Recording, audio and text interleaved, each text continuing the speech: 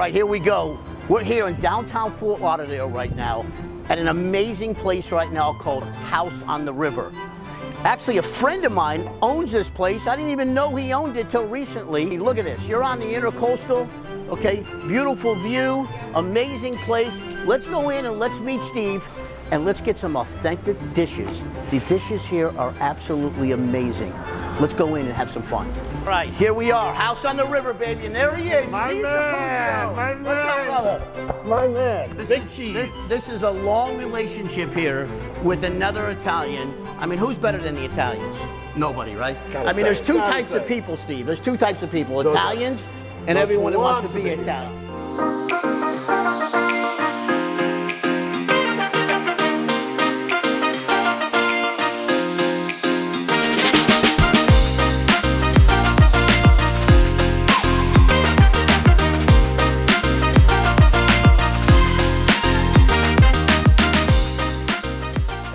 Story on this place, man. You got it. Okay. So the houses are amazing. Two brothers come down in 1903 with their father, who helped build the railway with Flagler. Okay. They stop in Lauderdale and they decide they're going to live here.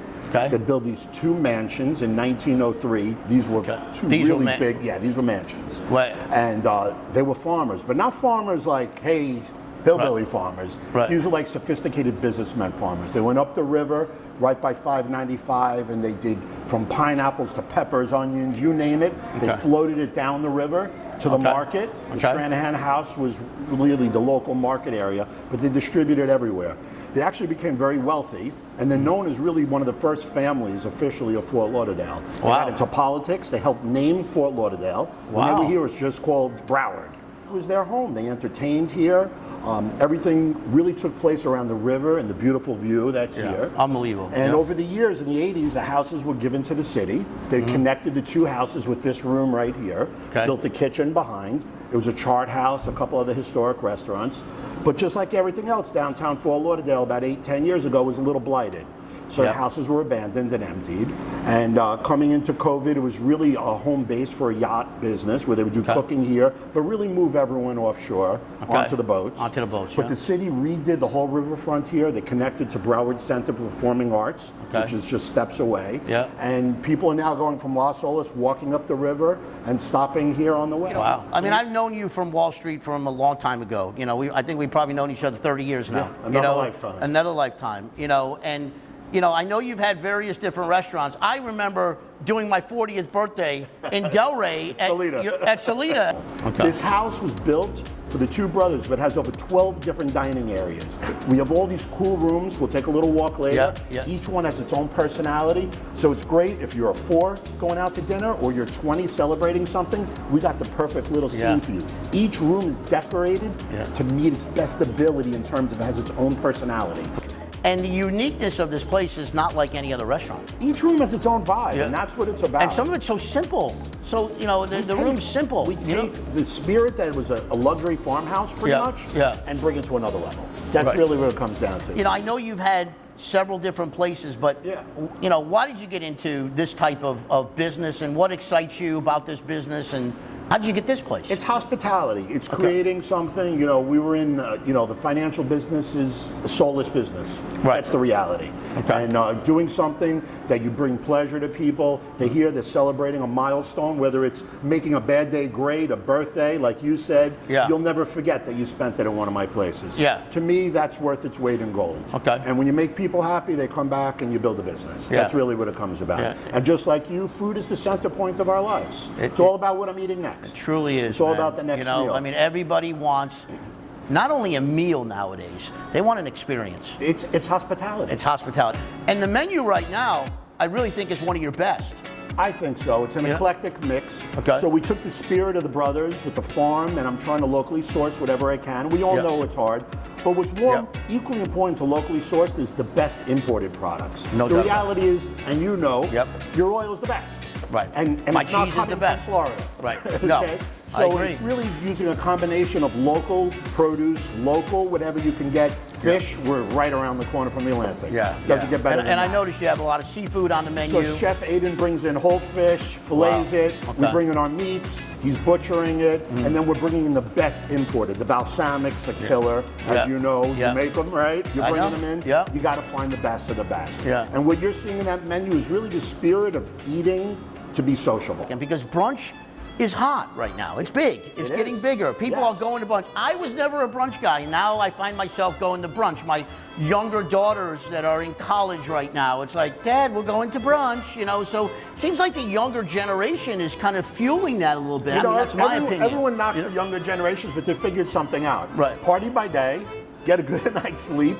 You power through a good day of work, and you reserve your weekend time for the enjoyment. Celebration. So brunches are hot right now, but what we're also doing is little dinner parties in the rooms. I've seen that too. So we're about to launch a whole series where people start in here with some cocktails, a little champagne, and then you socialize with maybe 6 or 8 different parties, but then everyone goes to their private room. Finish off an amazing dinner. Awesome. So there's a lot. You know, I'm going to put my chef coat on. We'll go back there. I'm going to cook with the chef. We'll try some food. Love you too. You know, and I'm excited to cook with him. I met him already. Let's go back there and do a little cooking. I'm in. Let's go. Let's do it.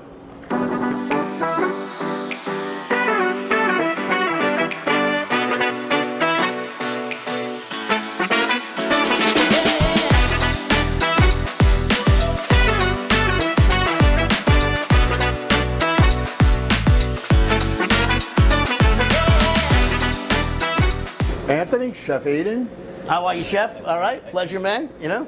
Chef Aedian is a man who does it from scratch, the real way, no shortcuts. Flavor first. Integrity of the dish is the most important thing we do here. And he's been here all along? He's been here pre-day one. We sat down in that little office, right? Try this, try that. We make this 3, 4, 10 times, whatever we need. Right ingredients, right flavor, right delivery. So what you're telling me is, Steve, that an owner and a chef work side by side and you guys get along and make it happen? Is that what you're telling me? We actually get along very well. That's it. Listen, it's not often, but it's unbelievable, right? It's not often. You know what I'm saying, Chef. As a chef, you know how it is, right? Sure. We're going to do our burrata. So our burrata we do a little bit different. We serve it up with strawberries. A little pesto on the bottom. Interesting. Yeah, we break open the burrata. A little toasted breadcrumb, and then finish it. Most importantly, with really good olive oil. And whose olive oil do you think we should use? I think you should use a Caliendo olive oil. I think we should use a Caliendo olive oil. And then we have obviously our beautiful balsamics too. You know. So the strawberries, the creaminess of the burrata, the richness of the olive oil just makes a perfect little dish. Sounds like a lot of flavors going on in your mouth. A lot of flavors, and a lot of what we do here is about sharing. So this is a dish, you order a couple for the table, you whack it up, and everyone gets a taste of something really special. So you get a good sized piece. Everything here is the way it should be. Yeah, you're feeding the Labanza, right? You know? We're here. All right, let's go. Chef Aedian, you're up, man. Let's make this beautiful dish here. I'm excited to see it. All right, first we're going to work with the pesto. Typical pesto with pine nuts, basil, olive oil, salt. The aroma is amazing. I can smell it from here. Nothing better than good pesto with some pine nuts, Steve, man. Oh, what flavor. Now the burrata, is it made here or you bring it in fresh? We bring it in fresh. You bring it in fresh, We bring it in fresh. Awesome. And we like to crack it open. I can see, Give it a little bit of that gooiness coming out. You got to get a little bit of everything. It's basically in the center, a little bit of panko breadcrumbs, has a little bit of parsley, Parmesan cheese in the middle. Just to jazz it up, add a little texture.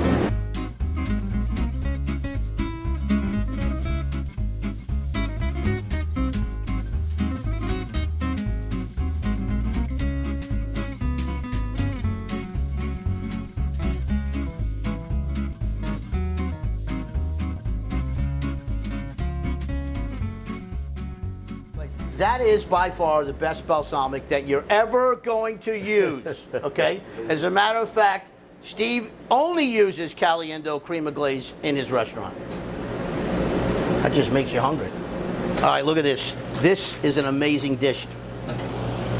Oh my God. I can't even tell you the flavor profile that you're gonna get out of this dish between, you know, the oil and the balsamic and the strawberries. There's just going to be a lot of flavor going on in this dish. The prosciutto, the burrata. I don't even know what to say. I can't wait to even I'm gonna bite the dish right now. I'm just gonna eat it, put my face into it, you know? All right, we're gonna make a couple more dishes right now, and then we're gonna try this bad boy. All right, Chef Aedian, tell me a little about what we're making right now, what the dish is, and your creation here. So what you're gonna see right now is basically the base for our angry shrimp. Okay. Which I start off with a little bit of olive oil. Okay. In the pan. Onion, garlic, and olive oil. An Italian dream right there. Now a little bit of pancetta in there.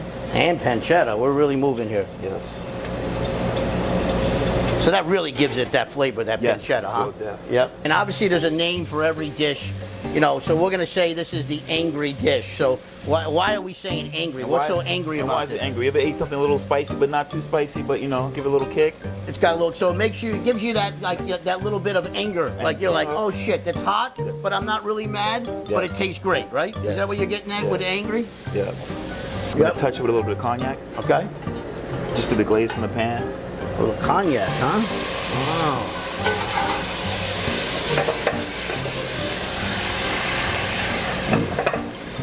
Smells amazing. Yep. Let the alcohol cook out for about a minute. Okay.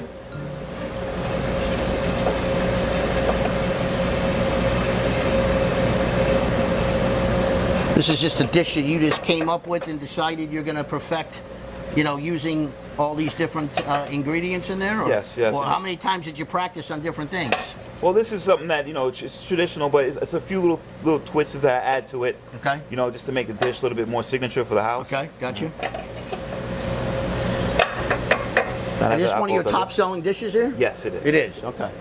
All right. You heard that right? Top-selling dish, okay?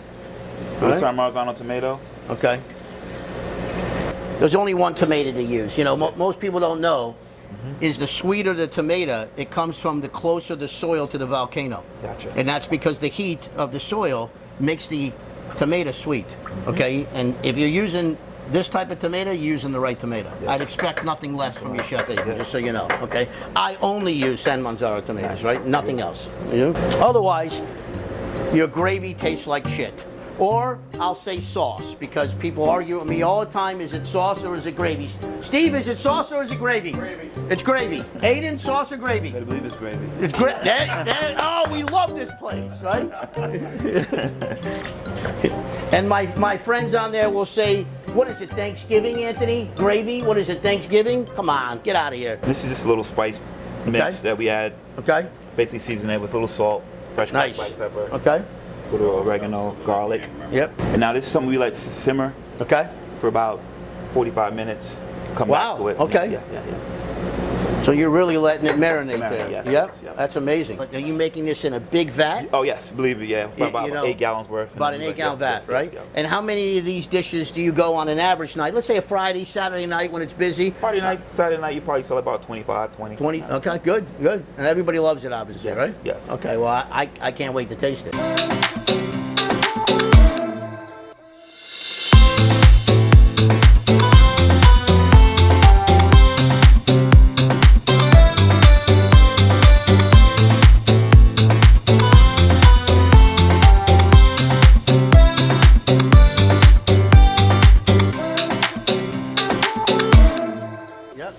Special angry sauce there, right? Yes. Beautiful. Let's mix a little pepper flakes. Make it a little bit more angry. Oh, look at that. Heavy cream. Everything I eat is fried diablo. Everything I have, I gotta have some spice in everything, Steve. I can't help it, man. A little grated cheese. Yeah, look at that. Oh, yep. Now that's Milano's grated cheese, the good stuff from Italy. And work that cheese in there in the sauce. Yeah. A vodka look to it. Yes, huh? Yes. You know? Only difference, cognac. Cognac, yeah. Why cognac? I mean, obviously most is a vodka sauce. Yours is a cognac sauce. I actually think the cognac's going to give it much more flavor. Think about the flavor of a cognac and vodka. And, you know, it's a little bit lighter. The vodka, the cognac, a little bit more depth and flavor. Yeah. It's going to get it more of a bite to it, right? Yeah. Once again, this is us trying to take a dish and elevate it the way we think it should be, and then you know, just take it from there, a little spin. I got you. An angry cognac, you know. Now I have the mezzi pasta. Okay. What kind of pasta are you using? Rigatoni, which is mezzi, which is basically a shorter rigatoni. Shorter one, yeah. Of course, an Italian pasta, right? Yes. Yeah, the Checo. The Checo's great. Checo, you know, yes. got a great name. You can't go wrong.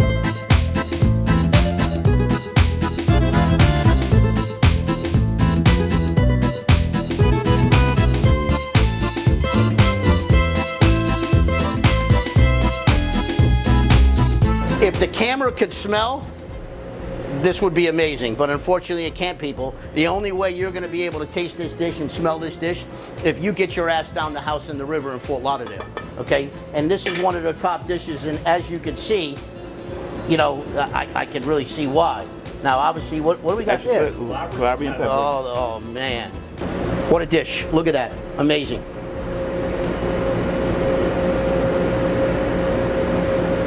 We go, Chefed Up show here, House at the River. We're on our third dish right now, and I think we're making a little octopus. I think we're doing that. Yes, you know, octopus. one of my favorite dishes. Poo-poo is poo-poo. How do they say it? Well, whatever the hell it is in Spanish. Popo. That's how it is. Popo. You go to Puerto Rico, that's what you get there, man. You know, you get cockfights and popo, right? This octopus basically been cooked for 45 minutes. Okay. In broth with a little bit of vegetables. We simmer, we take it out, let it rest. Right now we're using a little bit of olive oil, just a little, just to get a little bit of char and a little smokiness from the grill. Okay. And while that's charring, I'm going to go ahead and do our plate setup.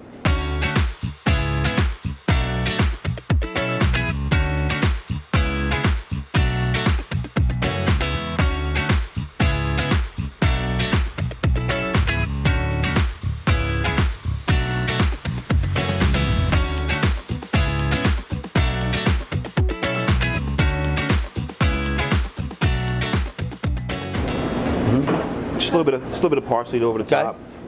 Little finish here, a little simple, parsley, yeah. okay. A little bit of oil. A little black A garlic. little black garlic. Yeah. Yeah. Wow, beautiful. Beautiful looking dish, man. There we go. There's your octopus. All right, Steve, we're just going to go into eating these dishes We're because gonna I do can't it. wait anymore, We can't man. stare. You know? It's not a spectator sport. No.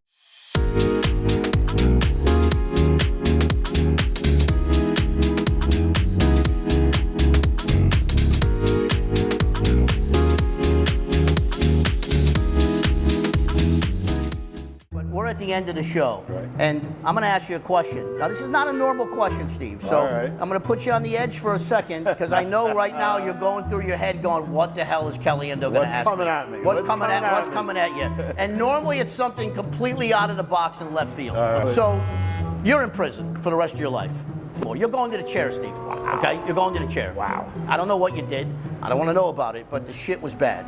So I want to know the talented entrepreneur, friend that I've known for 30 years. I want to know, what does Steven DePuzio eat for his last meal? What is it? Wow.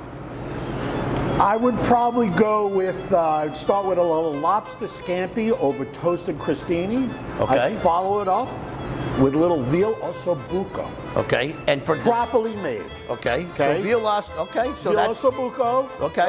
Right? I agree. And yeah. then because I didn't throw in pizza, because I'm a big pizza fan, I would want a dessert pizza. And one that I've dessert done pizza. before, Okay. blackberry jam, pancetta, mascarpone cheese on a true Neapolitan crust. Wow, a Game dessert. I don't think I'm ever going to get a dessert pizza again. All right, Steve, so why don't you tell us and tell all the viewers right now, how do they find House on the River? Where we at? Address? Give us it all right now. You got it. We're downtown Fort Lauderdale on the river, right next to the Broward Center for Performing Arts. Okay, everybody the knows website, that. everyone knows where it is. Yeah, Right off yeah. 95 and Broward Boulevard. Okay. TheHouseOnTheRiver.com.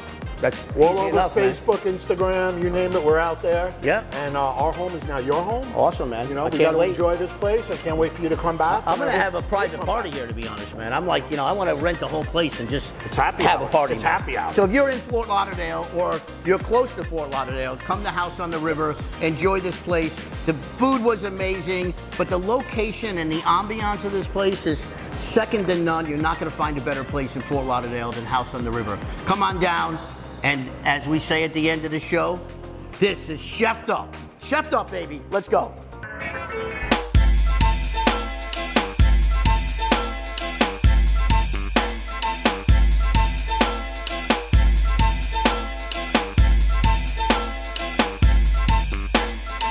matter with you? What's the matter with you?